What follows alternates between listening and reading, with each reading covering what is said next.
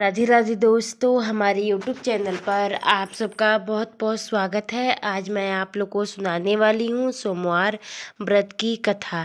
सोमवार का दिन शंकर भगवान को समर्पित होता है। आज के दिन भक्त भोलेनाथ को प्रसन्न करने के लिए विशेष पूजा अर्चना करते हैं। कुछ लोग आज के दिन व्रत भी रखते हैं ताकि शिव की विशेष कृपा प्राप्त किया जा सके।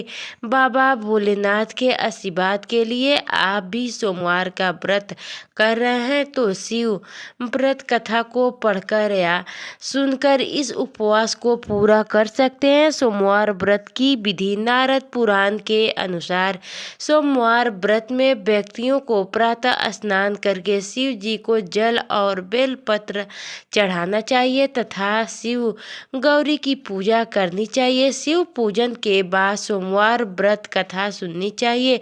इसके बाद केवल एक समय ही भोजन करना चाहिए। साधारण रूप से सोमवार का व्रत दिन के तीसरे तक होता है, मतलब शाम तक रखा जाता है। सोमवार व्रत 3 प्रकार का होता है: प्रति सोमवार का, सौभाग्य प्रदोष व्रत और 16 सोमवार का व्रत। इन सभी व्रतों के लिए एक ही विधि होता है। सोमवार व्रत की कथा। एक समय की बात है, किसी नगर में एक साहूकार रहता था। उसके घर में धन की कोई कमी नहीं थी, लेकिन उसकी कोई संतान नहीं थे।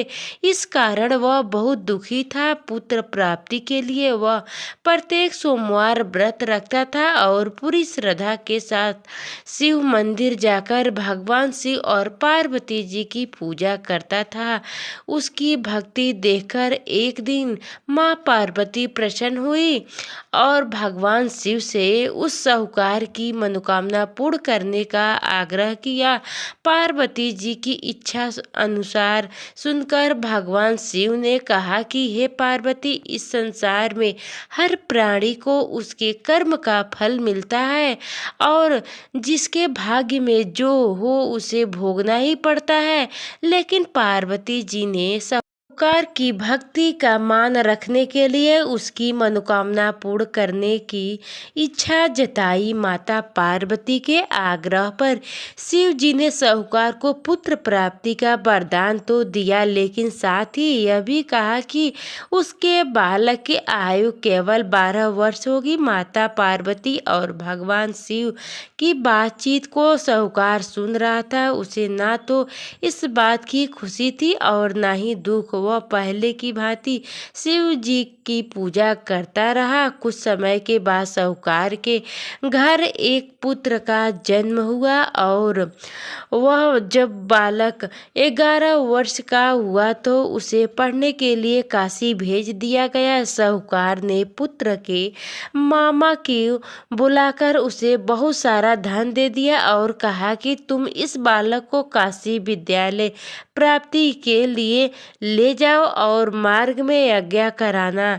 जहाँ भी आज्ञा कराओ वहाँ ब्राह्मणों को भोजन कराते और दक्षिणा देते हुए जाना। दोनों मामा भांजे इसी तरह आज्ञा करते और ब्राह्मणों को दान दक्षिणा देते काशी की ओर चल पड़े। रात में एक नगर पड़ा जहाँ नगर के राजा की कन्या का विवाह था, लेकिन जिस राजकुमार से उसका विवाह होने वाला था वह एक आंख से काना था। राजकुमार के पिता ने अपने पुत्र के काना होने की बात को छुपाने के लिए एक विचार सोची। साहूकार के पुत्र को देखकर उसने मन में एक विचार आया। उसने सोचा क्यों न इस लड़के को दूल्हा बनाकर राजकुमारी से विवाह करा दूं। विवाह के बाद इसको धन देकर विदा कर दूंगा और राजकुमारी को अपने नगर ले जाऊंगा। लड़के को दूल्हे के वस्त्र पहनाकर राजकुमारी से विवाह करा दिया गया, लेकिन साहूकार का पुत्र ईमानदार था। उसे यह बात अन्य संग नहीं लगी। उसने अवसर पाकर राजकुमारी की चुन्नी के पल्ले पर लिखा कि तुम्हारा विवाह तो मेरे साथ हुआ है, लेकिन जिस राजकुमार के संग तुम्हें भेजा जाएगा वह एक आंख से काना है। मैं तो काशी पढ़ने जा रहा हूँ जब राजकुमारी ने चुन्नी पर लिखी बातें पढ़ी तो उसने अपने माता पिता को यह बात बता दी। राजा ने अपनी पुत्री को विदा नहीं किया, उससे बारात वापस चली गई। दूसरी ओर साहूकार का लड़का और उसका मामा काशी पहुँचे और वहाँ जाकर उन्होंने आज्ञा किया। जिस दिन लड़के की आयु 12 साल की हुई उसी दिन आज्ञा रखा गया।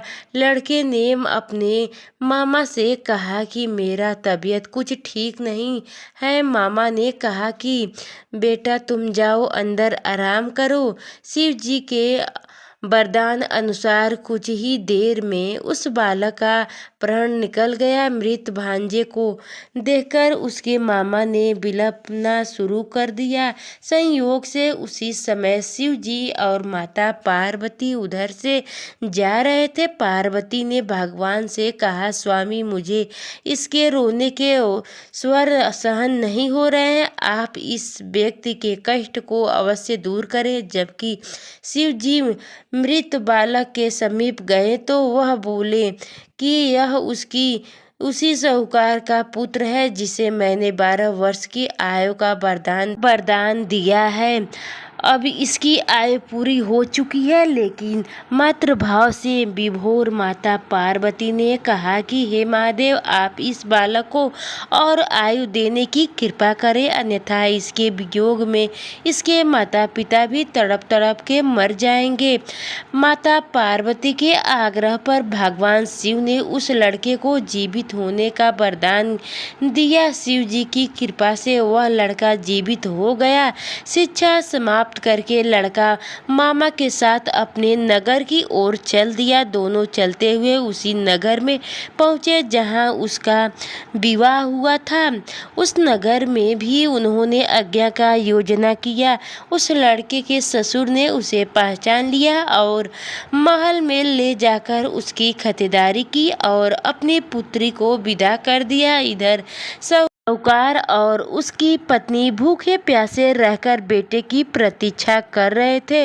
उन्होंने प्रण कर रखा था कि यदि उन्हें अपने बेटे की मृत्यु का समाचार मिला तो वह भी प्राण त्याग देंगे, परंतु अपने बेटे के जीवित होने का समाचार पाकर वह बेहद प्रसन्न हुए। उसी रात भगवान शिव ने व्यापारी के स्वप्न में आकर कहा, हे श्रेष्ठी, मैंने तेरे सोमवार के व्रत करने और व्रत कथा सुनने से प्रसन्न होकर तेरे पुत्र को लंबी आयु प्रदान कर दिया है। इसी प्रकार जो कोई सोमवार व्रत करता है या कथा सुनता है और पढ़ता है उसके सभी दुख दूर होते हैं और समस्त मनोकामनाएं पूर्ण होती हैं।